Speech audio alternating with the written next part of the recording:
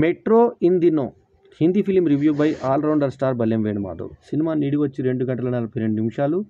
Cinema విడుదల తేదీ వచ్చి 4 July 2025. UA certificate UA 16 certificate వచ్చింది.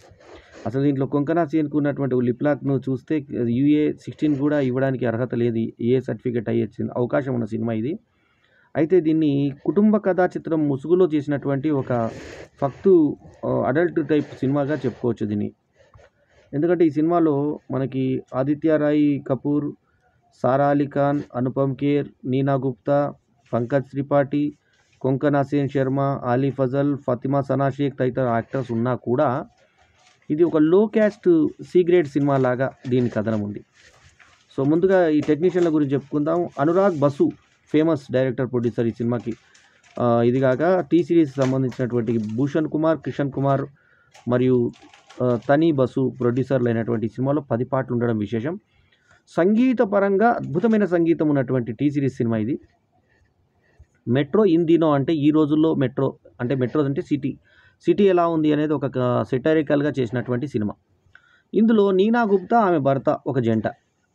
సో ఆమెకి నీనా గుప్తా బాగా ఏజ్డ్ కనబడింది. ఆమెకి ఒక కుటుంబము, ఆ కుటుంబంలో ఉన్నటువంటి ముగ్గురి జీవితం ఎలా ఉంది అనే దాని మీద ఈ కథ ఉంటుంది. సో అందులో మొదటి కూతురు కొంకనా సేన్కిను ఆమెకి ఒక భర్త ఉంటాడు. వాళ్ళిద్దరికీ పడదు, ఇంట్లో ఉన్న ఒకరినొకరు సరిగా చూసుకోరు. ఆ భర్తగా పంకజ్ త్రిపాఠి అద్భుతమైనటువంటి పర్ఫార్మెన్స్ ఇచ్చాడు. ఈ సినిమాలో అందరికన్నా బాగా చేసింది కొంకనా సేన్ అయితే, తర్వాత పంకజ్ త్రిపాఠి. వాళ్ళిద్దరు జంట అద్భుతంగా ఉంది. సో వీళ్ళిద్దరూ ఒకరినొకరు చాటింగ్ చేసుకుంటూ ఆమె తన పేరు కాకుండా మాయ అనే పేరుతో అవుతుంది. ఆమె పేరు కాజల్.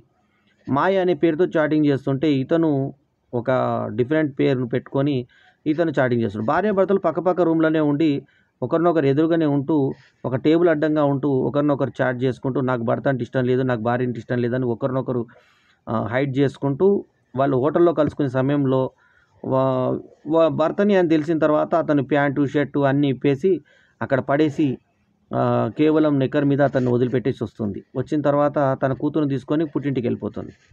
తండ్రి ఇట్లాంటి పనే చేసినప్పుడు మీ అమ్మ నన్ను ఒక ఛాన్స్ ఇచ్చింది, నువ్వు కూడా నీ భర్తకు ఒక ఛాన్స్ ఇవ్వు, అతను మారడానికి ఒక అవకాశం ఇవ్వు అంటే సరే అని చెప్పేసి మళ్ళీ వాళ్ళిద్దరూ ఒక దగ్గరికి వెళ్తుంటే దారిలో మళ్ళీ వాగ్వివాదం అవుతుంది. మీ నాన్న కూడా అట్లాగే చేశాడు కదా అంటే కారులోంచి దూకేస్తానంటుంది.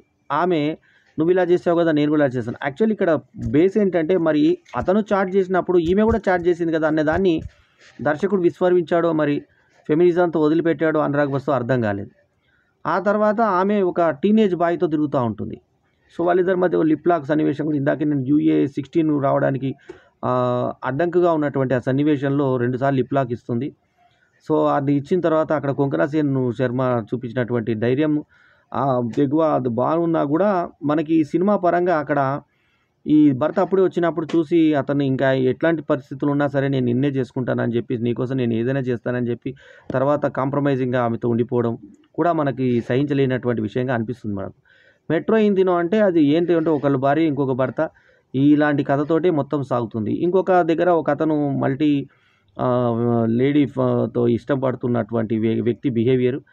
అతను ఇంకొక అమ్మాయిని ఇష్టపడుతుంటాడు. ఆమె ఇతను పెళ్లి అనుకుంటుంది కానీ అతను ఇంకొకరు పెళ్లి చేసుకోవద్దంటుంది. ఆ పెళ్ళి ఆపడానికి తను ఇప్పుడు పెళ్లి చేసుకుంటామని నేను ఇప్పుడే డిసైడ్ చేయలేనంటే నేను కుటుంబం అంతా నా పెళ్లి కోసం వచ్చారు, నేను ఇప్పుడు పెళ్లి ఆపి నీతో చేసుకోవాలంటే నువ్వు చేసుకోవాలని చెప్పి రైలు ఆపి మరి తన ఇష్టాన్ని అతను చెప్తే ఈమె ఇంకా వెయిటింగ్ లిస్ట్లోనే పెడుతుంది. అదొక విచిత్రమైన కథ మనకి.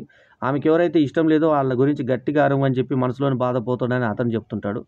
సో అంతకుముందు బ్రేకప్. ఆ తర్వాత ఒక తాగుబోతు లేడీ ఒక ఆమె ఈయన ఇంటికి వస్తుంది. వచ్చిన తర్వాత ఆమె వాంతి చేసుకుంటుంది ఇతను బాత్రూంలో. అప్పుడు ఇతను స్నానం చేస్తూ ఉంటాడు. ఆ సన్నివేశాలన్నీ డిఫరెంట్గా కొంచెము రొమాంటిక్గా చేసేటువంటి ప్రయత్నం చేశాడు డైరెక్టరు.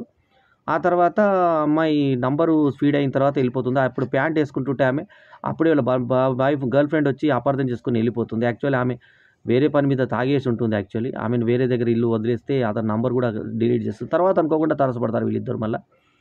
సో అట్లా వాళ్ళ ఇద్దరు కలయిక మళ్ళీ పెళ్లి దాకా వెళ్ళేటువంటి ప్రయత్నంలో అదొక ట్రాక్గా సాగుతుంటుంది. ఇవన్నీ కూడా నీనా గుప్తా కుటుంబం సంబంధించిన వాళ్ళే. ఓ చిన్న పిల్ల ఉంటుంది.